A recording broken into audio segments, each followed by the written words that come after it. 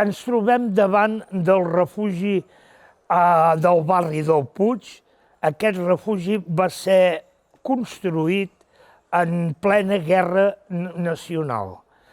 Va haver-hi molt de bombardejos a Sant Feliu i el primer que es va produir va ser el 7 de juny de l'any 1937. Llavors, les autoritats municipals, en vista que això va ser un continu de bombardejos, va ser quan va decidir fer un refugi per protegir a la gent del poble. Teníem dos llocs on hi havia sirenes. Aquestes sirenes n'hi havia una, concretament, a la carretera de Girona i l'altra a la carretera de Palamós, a l'entrada de Sant Feliu. I allà hi havia els tocs d'alarma per la por que la gent els agafés a dintre del carrer. Llavors ells venien aquí i cada un s'amagava allà on podia. L'Ajuntament, concretament, va fer una normativa en la qual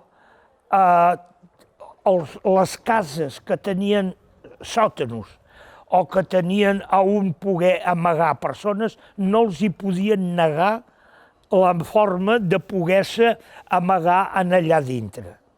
I així es va anar fent, i bé, i la gent, veníem aquí, quan tocava la sirena d'alarma, es quedàvem aquí drets, perquè no hi havia espai per poder jaure, sentar-se era molt difícil, perquè no hi havia prou espai, com se podrà veure ara si fem unes tomes aquí dintre. En resum, que vàrem passar com vàrem poder fins que es va acabar la guerra i aquí es va acabar els problemes i els mal de caps. Això és l'entrada original que dona pas en el refugi que aquí era allà on les persones se col·locaven esperant que pogués passar el bombardeig. I llavors ja cap a dintre i anaven amagant. També haig de dir, això també és molt important, que el refugi aquest està fet en zig-zag.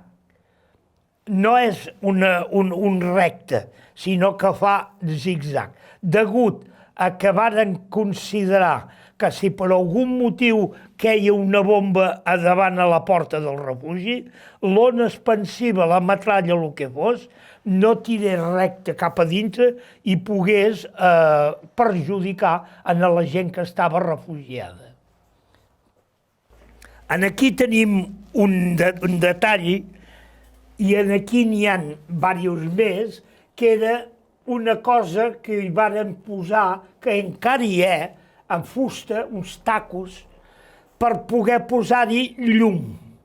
Perquè una de les carències que hi havia aquí dintre és que en aquell moment no hi havia llum.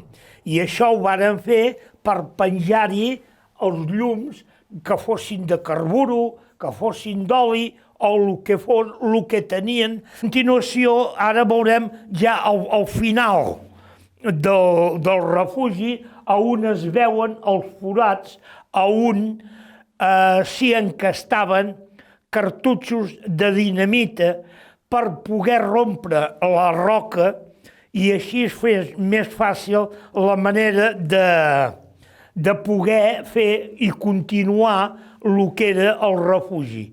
L'aigua se filtrava per les roques i aquí s'hi guardava el rato esperant que vingués que passés el perill, més ben dit. Aquí hi tenim un ganxo que se suposa que era el que donava claror o teníem per donar llum aquí quan anàvem fent el refugi. Se suposa, perquè això són detalls que no s'han tingut en compte, que això negre que hi ha aquí pot ser el fum que desprenia l'aparell que donava claror en aquest racó d'aquí.